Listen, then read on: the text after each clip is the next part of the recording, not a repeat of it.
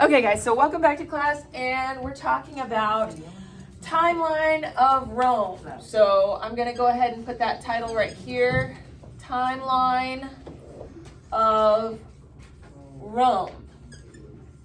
And as you are copying this down on your papers, please make sure you put your name on it. This big red line here in the middle, year 1. Remember we talked about with timelines, guys, voices off please. Timelines mean it's like, think of it kind of like negative numbers are this way, because remember we're counting down the closer we get to year 1. So we were over here in the thousands BCE when we started this class, and now we're getting closer and closer to our own time, right? So year 1, and then we start counting forward because these are our positive numbers on the number line. And as point of reference, we live in year 2024 CE, Common Era. So that's today. So that's kind of to remind ourselves of what we're doing here. So we're talking about Rome. We're going to cover kind of a lot, like from the founding. So the founding is over here in 753 BCE. So that's the founding of Rome. Okay, so at this point in time, it's pretty much just a city and the little area surrounding it. So, founding of Rome, right here. And this is what starts a period of the Roman kingdoms. This is kind of how things worked in the ancient world. Usually when they establish their own country, it's a kingdom back in the day. So this starts the Roman kingdom era. So what I want you guys to do is do kind of like a bracket thing here. That's not very tidy, but you know, you get the idea. And this is Roman kingdom. Okay. So that's the Roman kingdom era or time period. Okay. All right, voices off, guys. Anything you say could be picked up on the camera and put on the World Wide Web and whatnot. So 509 BCE, guys. This is when the republic or the kingdom ends and the republic begins. So I'm going to put that right there. Republic begins. All right. So that is when the kingdom transitions into a republic. And how that happened was kind of a crazy story. All right, guys, seriously, voices off. So there's a king, right? The king has a son who's going to be king after him. Sometimes in history, princes who have a lot of power like that, they think they can get away with doing anything, right? We kind of see this with people who have a lot of power and influence even to this day, where they think they can just do anything and there are no consequences. So this prince, he ended up abusing, to put it politely, the daughter of a nobleman. So, you know, in a kingdom, there's like people who are like higher level, kind of think about the Indian pyramid a little bit. Like, this was a guy who had a lot of influence, but he wasn't like the king. He was like a noble, and his daughter, I guess the prince thought she was cute or whatever, or, you know. Anyway, he abuses her. She is not pleased. There was no consent given in that situation, if you kind of get where I'm going. So she tells her father, and then she sadly commits suicide. Obviously, her father is very, very, very upset with this prince who did things he shouldn't have done, and it starts a whole war. Because essentially the king says, I don't know, what do you want me to do about it? And the nobleman is like, I don't know, punish your son for his crimes, and that doesn't happen. So the father gathers all the noblemen, and they're like, you know what, maybe we don't need a king anymore. And so they go to war, and they kick the king out, and that prince ends up dead. And then what they do is they decide, we're not going to have a king anymore because this king and his son kind of showed us that maybe we don't want one. So then they start what's called a republic. This means that the people have a say. This means that at least if you have power to some degree, you get to vote on what the laws are, and you get to have some sort of representation. So the Roman Republic, which is our next thing right here, the Roman Republic. How long do we think that lasts? Several centuries, actually. Voice is off, guys. So the Roman Republic lasts for about 400 years. It actually ends, so we're gonna actually go like this. Sorry, because I forgot there was one. So this guy, so Rome starts expanding under the Republic era. And as they're expanding, they're fighting a lot of wars.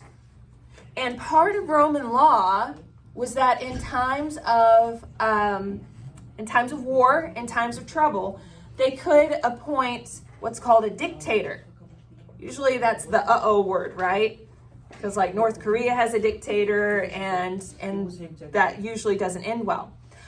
So Rome, they're at war, and they decide that they're going to appoint a dictator by the name of Julius Caesar. Julius Caesar is a very, very powerful general, and he's very good at war.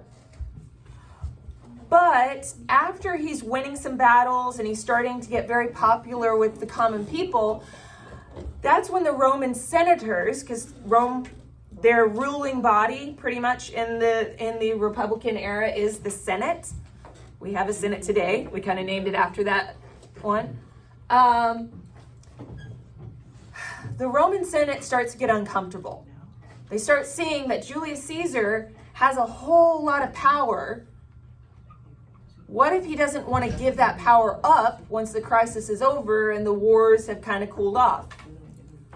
Well, as it turns out, they were right, because Julius Caesar pretty much decides, hey, I kind of like this whole dictator gig. I think I want to do this for the rest of my life.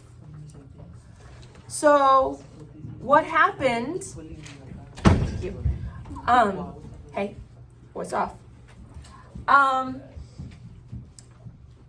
Some of Julius Caesar's former supporters, including some of his closest friends, decide to literally stab him in the back. I think it was like 27 times, but they ambush him and they stab him in the back and they murder him.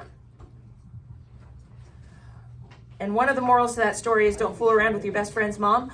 But that was his friend Brutus, who was one of the guys who plotted to stab him in the back. He literally had a thing with Brutus's mom, and it was kind of ick. So Julius Caesar is murdered, but he adopted an heir. The heir's name was Octavian. He was a very young man at the time that Caesar was murdered. He ends up gaining power along with one of Caesar's former generals named Mark Antony. So the two of them kind of gain power and have kind of a shared dictatorship thing going on. But then things fall apart between the two of them. There's a lot of betrayal at this point in history. So Mark Antony and Octavian end up fighting a war. This is like a whole big civil war era in Rome. And at the Battle of Actium, which is in 31 BCE, so that is the battle, sorry guys, let me see if I can make this work a little better. Battle of Actium, Octavian wins. And Mark Antony and his wife at the time, she was Queen of Egypt, Cleopatra the Seventh, they lose the Battle of Actium and they commit suicide. There's a lot of gory stuff going on. Yeah, no, there's totally a thing in Roman times. The Roman mindset was, it is better to off yourself than let your enemies, like, maybe torture you or something if you're captured. That was kind of how they viewed things. So, don't do suicide, guys. There's a whole suicide and crisis lifeline back there, 988, if anybody needs it. Or if your friends need it. But Romans, lots of suicide. Anyway, Battle of Actium. 1 year later, in 30 BCE, the Roman Empire begins. So the Battle of Actium actually happened in September, so kind of late in the year. And, political stuff takes a minute. But Octavian becomes the first Roman emperor. And the Roman Senate, they're on board with this, and they give him the name Augustus, which means like majestic, royal. So he becomes, because remember he was adopted by Julius Caesar. Caesar was Julius's last name. He becomes Augustus Caesar, or sometimes Caesar Augustus, depending on what source you're looking at. So he's the first Roman emperor. So that means the Roman Empire starts in 30 BCE, and it goes, what was your warm-up again, guys? When did you think Rome ended? Okay, I'm going to only draw half of this bracket right now, because we're going to discuss that. Roman Empire era. So Augustus has people who come after them. Adoption is a really big thing in Roman culture. So if you don't have like a son of your own, you adopt somebody. Like you decide your nephew or a cousin or maybe just a really great general. Yes, people could adopt even full-grown adults back in the day. It was a thing. So you would adopt somebody to come after you and be your heir. So that's kind of how it happens for a lot of the time. Okay, guys, we talked about this. Year one. You notice we're getting very close to year one here. What was the one event that caused the whole shift in our number line? According to a guy named Dennis the Short. Okay. Has something to do with Christmas. Okay. So, Dionysius Exiguus, or Dionysius Exiguus, he was a monk. And monks are Catholic. Monks, believe in Jesus. So, it was believed that for a long time that Jesus was born in year one, and that's kind of what they base the whole calendar on. However, like we talked about, Dennis is short, good at history, bad at math. He missed an Olympic year as he's calculating up how long ago Jesus was born. And it was actually, now we know, it's sometime 6 to 4, because remember we're counting down, 6 to 4 BCE is when Jesus of Nazareth was born. Okay. All right. So this kind of becomes a big deal, and we need to talk about it a little bit, because over here in about 30 to 33 AD, we'll just say 33, or CE, excuse me, Jesus of Nazareth is crucified in the Roman province of Judea. So if you know anything about Christianity at all, it's believed that Jesus was crucified, buried, and then rose on the third day. Like he came back to life. This starts the religion of Christianity, which actually is a major, major thing for the Roman Empire, because up to this point they've been worshiping basically the Roman version of the Greek gods. So instead of Zeus, they have Jupiter. Instead of Aphrodite, it's Venus, which Julius Caesar claimed to be descended from that goddess. So they're worshiping these other gods. And then Christianity begins, and I'll draw a little cross here to remind us right here. And for the next several centuries, it kind of starts taking off in the Roman Empire. And remember, guys, those Roman roads, we talked about this with the Silk Road and the spread of Buddhism. Religion also spreads with roads, not just goods and stuff that you can buy.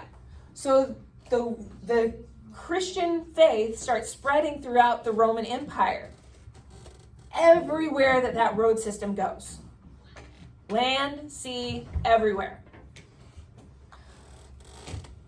For the first few centuries, the Romans are not okay with this. Like, the government officials think that this is, oh my gosh, you're changing up how we do things. And so there is persecution of the Christian faith. But in the year 413, which is right in here, sorry. So there's yet another war with more people trying to claim some power here. In 413, a guy by the name of Constantine, he sees a vision. And he, in this vision or dream, hears Jesus telling him, by this sign you will conquer. Some people say that the sign he saw in the dream was the cross. Others say it was Jesus' initials in Greek, the Chi. Either way, Constantine sees this vision, and he's like, okay, cool. If this is going to help me win the battle and get power, then I'm going to put this on my soldiers' shields. And he does, and they win the battle, and he becomes the emperor of Rome. So he becomes the emperor of Rome, and he's the first Christian emperor of Rome. And he's like, hey, this Christian thing is working out for me. He says, hey, let's stop persecuting Christians. He doesn't legalize Christianity because it was never illegal to begin with. But it's like, hey, let's give them a break and let them be free like everybody else. So that changes things, because all of a sudden now, most Roman emperors after Constantine are Christian. There's like Julian the Apostate, who isn't, but pretty much everybody else is a Christian Roman emperor. And Constantine does an important thing. He also moves the capital of the Roman Empire over to a place called Constantinople. He names it after himself. And that's important to know because in 476 CE, that city of Rome that was founded all the way over here, it gets attacked. So 476 is the fall of Rome, the city, okay? And that has a major, major, major impact on the western part of the empire. Essentially, the Romans lose control of the western half of their empire. Guys, voices off. In 476. So what happens after that? All of a sudden, you had this Pax Romana, you had the piece of Rome that's protecting people, and it's just gone. And they've got to figure things out in the western part of the empire. We'll talk a little bit more about how that plays out, but the Roman Empire still exists because remember, Constantine moved the capital. He founded the new city of Constantinople, and he made the capital there. So the eastern part of the empire is still fully functioning. But they call it something a little different in history books. They call it the Byzantine Empire, but it's still the Roman Empire. And in about 1,000 years later, in 1453 CE. Constantinople, I'll write it out, Constantinople, it's very long city. Constantinople falls. It is conquered. This is the moment, guys, when the Roman Empire actually ends, with the fall of Constantinople in 1453. Again, the eastern half of the empire, still fully functional. They called it the Byzantine Empire, but it's still Rome. You go to Constantinople, you ask, what kingdom are we in? What empire is this? They'd say the Roman Empire. It's just a different address for the capital. So, a lot of history there, but look at this, guys. We've got 1453 CE. It's kind of the end of this whole thing. Kind of love that that's also a 53. 753 BCE. So that means 753 plus that. Guys, that is a long time. That is well over 1,000 years. That's almost 2,000 years, really. No, it actually is more than 2,000 years. Guys, that's the legacy of Rome. Rome could be brutal. Rome could be heartless. Some of the emperors definitely were. But they had an impact on the world for that amount of time.